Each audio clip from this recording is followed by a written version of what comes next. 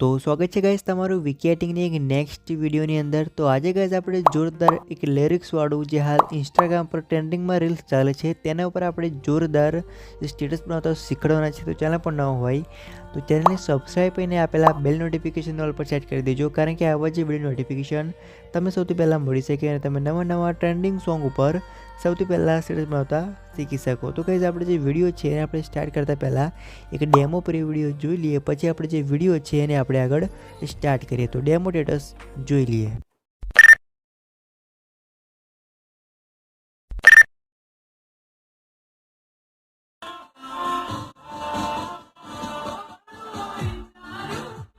Channel को subscribe करो पहले। हाँ जल्दी करो, मुझे पता है कि आप लोग नहीं करते हो, वीडियो देखते हो लेकिन सब्सक्राइब नहीं करते। ये लाल कलर का बटन नहीं से दबाओ, जल्दी दबाओ, जल्दी दबाओ, फिर मैं शुरू करूँ।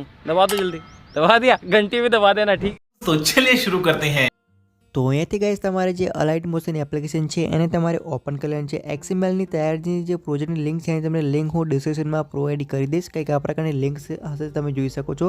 પ્રોજેક્ટ બરાબર છે, તેને તમારે ઇમ્પોર્ટ કરીને તે ઓપન કરી લેવાનું છે। ઓપન કરશો એટલે તમને અંદર લિરિક્સ મળશે અને પ્લસ તેની અંદર સોંગ પણ મળી જશે। હવે તમારે અહીંયાથી પ્લસવાળો જે આઇકન છે તેની પર ક્લિક કરવાનું છે। મીડિયાવાળો જે ઓપ્શન છે તેની પર તમારે ક્લિક કરીને તમારે આ ટાઈપનો ફોટો લેવાનો છે। આ જે ફોટો છે એ તમને હું ટેલિગ્રામ ગ્રુપમાં પ્રોવાઈડ કરી દઈશ અને જે ટેલિગ્રામ ગ્રુપની લિંક છે એની તમને લિંક હું ડિસ્ક્રિપ્શનમાં પ્રોવાઈડ કરી દઈશ। તમે જોઈન થઈને ફોટાને આરામથી ડાઉનલોડ કરી શકો છો। ત્યારબાદ જે ફોટો છે એને લીધા બાદ તમારે આ ફોટાને કમ્પ્લીટલી સેટ કરવાનો છે, કંઈક આ પ્રકાર તમે જોઈ શકો છો।